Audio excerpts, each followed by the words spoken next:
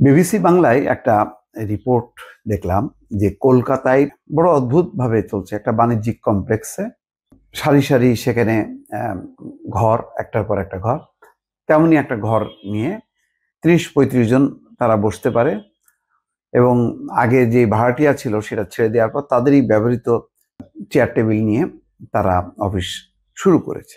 সেখানে ৩০-৩৫ জন বসতে পারে। কারা ওই অফিসটা চালাচ্ছে কিভাবে সবকিছুই গোপন রাখা হয়েছে। সেখানে কোনো সাইনবোর্ড নেই, ভেতরে শেখ মুজিবুর রহমান বা শেখ হাসিনার কোনো ছবি নেই। এমনভাবে রাখছে যে কেউ হুট করে ঢুকলে বুঝতে পারবে না যে এটা কোনো আসলে বাণিজ্যিক অফিস নাকি দলীয় অফিস। সেটা দলীয় অফিস এবং বলা হচ্ছে বিবিসি রিপোর্টে যে এটা ভারতীয় গোয়েন্দা সংস্থা বা স্বরাষ্ট্র মন্ত্রণালয়ের অনুমোদনে তারা নিয়েছে। কেন নিয়েছে? তারা ওই অফিসটার মাধ্যমে সবার সাথে যোগাযোগ করা, কারণ প্রায় 70-80 জন এমপি পলাতক, তাদের একটা বড় অংশ কলকাতায় আছে এবং কলকাতাতেই আসলে মেইন ঘাঁটি, যেখানে আওয়ামী লীগের বিপুল সংখ্যক নেতাকর্মী সীমান্ত এলাকা দিয়ে পালিয়ে গেছে। কারণ শেখ হাসিনা যখন পালায় যায় তখন আর অন্য সবাইকে পালানোর মতন তখন আর সময় ছিল না। অনেকে আটকা পড়েছে, সীমান্ত এলাকায় আটক হয়েছে, দেশের ভেতর থেকে আটক হয়েছে, আবার এখনো অনেকে লুকিয়ে আছে, আবার তাদের একটা অংশ ধীরে ধীরে তারা পালিয়ে গেছে। এবং পালানোর ব্যাপারে ভারত সরকারের একটা সম্মতি আছে যে যখন তারা পুশ ইন করছে বিভিন্ন বাংলাদেশি সন্দেহে বাংলাদেশিদেরকে বা বাংলা ভাষায় কথা বলার জন্য যেখানে তারা পুশ ইন করছে, সেখানে আবার সেই কলকাতাতেই আওয়ামী লীগের নেতা কর্মীরা অবাধে তারা ঢুকে গেছে এবং ভারতীয় যেই গোয়েন্দা সংস্থা বা স্বরাষ্ট্র মন্ত্রণালয় তাদের সম্মতি, তাদের ব্যবস্থাপনায়, তাদের সিকিউরিটিতেই তারা চলছে। বলা হচ্ছে যে বাণিজ্যিক পরিসরের পেছনের দিকের ভবনটির 8 তলায় লিফট দিয়ে উঠে বাঁ দিকে গেলেই সার দিয়ে বাণিজ্যিক সংস্থার দপ্তর। করিডোরের দুই দিকে হালকা বাদামি রঙের একের পর এক দরজা, তার মধ্যে একটিতে আওয়ামী লীগের পার্টি অফিস। শুধু বাইরে কেন, 500 বা 600 স্কোয়ার ফুটের ঘরটিতে উঁকি মারলেও কেউ বুঝতে পারবে না যে এই ঘরটির সঙ্গে কোনোভাবে আওয়ামী লীগ জড়িত। কোনো সাইনবোর্ড শেখ হাসিনা বা বাংলাদেশের প্রতিষ্ঠাতা রাষ্ট্রপতি শেখ মুজিবুর রহমানের কোনো ছবি এখানে নেই। এখানে প্রথম দেখেন বর্ণনাটা খুব ইন্টারেস্টিং।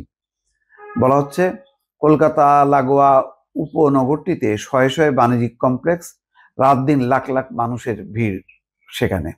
ব্যস্ত এই এলাকায় একটি বাণিজ্যিক কমপ্লেক্সে এমন কয়েকজনকে যাতায়াত করছেন যাদের কয়েক মাস আগে সেখানে তারা যেত না। এই বাণিজ্যিক পরিসরে যাতায়াত করেন এমন বেশিরভাগই চেনেন না এই নবাগতদের, চেনার কথাও না। তবে এদের অনেকেই মাত্র 1 বছর আগেও বাংলাদেশের সব থেকে ক্ষমতাসীন রাজনৈতিক ব্যক্তিদের মধ্যে অন্যতম ছিলেন। তারা আওয়ামী লীগ এবং এর সহযোগী সংগঠনগুলোর শীর্ষ বা মধ্যম সারির নেতা। তারা যে বাণিজ্যিক কমপ্লেক্সটিতে যাতায়াত করছেন কয়েক মাস ধরে, সেখানেই দলীয় দপ্তর খুলেছে আওয়ামী লীগ। তো পুরো রিপোর্টটা পড়ে দেখলাম যে একটা দেউলিয়া দপ্তর, তার মানে আনুষ্ঠানিক স্বীকৃতি নেই, আনুষ্ঠানিকভাবে সাইনবোর্ড নিয়ে যে তারা শুরু করবে সেটাও নেই। সেইটাও তারা ভয় পাচ্ছে। এত ক্ষমতাশালী দল, ভারত যেখানে তাদেরকে আশ্রয় দিয়েছে, তারপরেও এই দলটা অসংগঠিত।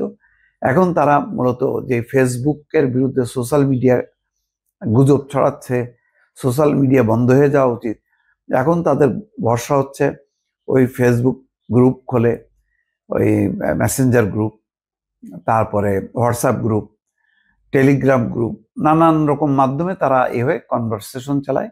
সেসব কনভারসেশনে আওয়ামী লীগের নেত্রী সাবেক প্রধানমন্ত্রী শেখ হাসিনা যুক্ত হন। এই হচ্ছে আওয়ামী লীগের কার্যক্রম। এটা দিয়ে কতখানি তারা অগ্রসর হবে আমার কাছে সেটা মনে হচ্ছে না। দেখেন, মিয়ানমারে অং সান সুচির দলকে যখন নাকি ক্ষমতা দিল না এবং তারা ক্ষমতা কেড়ে নেওয়া হলো যেদিন শপথ অনুষ্ঠান, তারপরেও কিন্তু অং সান সুচির দল দেশে এবং বিদেশে যেভাবে তারা প্রতিরোধ গড়ে তুলেছিল, যে ধরনের তাদের একটা অবস্থান আছে বিদেশে মাটিতে, সেই তুলনায় আওয়ামী লীগের কিন্তু একদম জিরো অবস্থায়। মানে শুধুমাত্র ইউরোপ আমেরিকার কয়েকটা দেশে যেহেতু সেখানে মানবাধিকার গণতান্ত্রিক অধিকার আছে, সুতরাং সেখানে তারা বিক্ষোভ সমাবেশ টমাবেশ করে, কিন্তু সত্যিকার অর্থে দল পরিচালনা, দলের প্রতিনিয়ত যে কার্যক্রম, সেই কার্যক্রম কিছুই নেই দর্শক।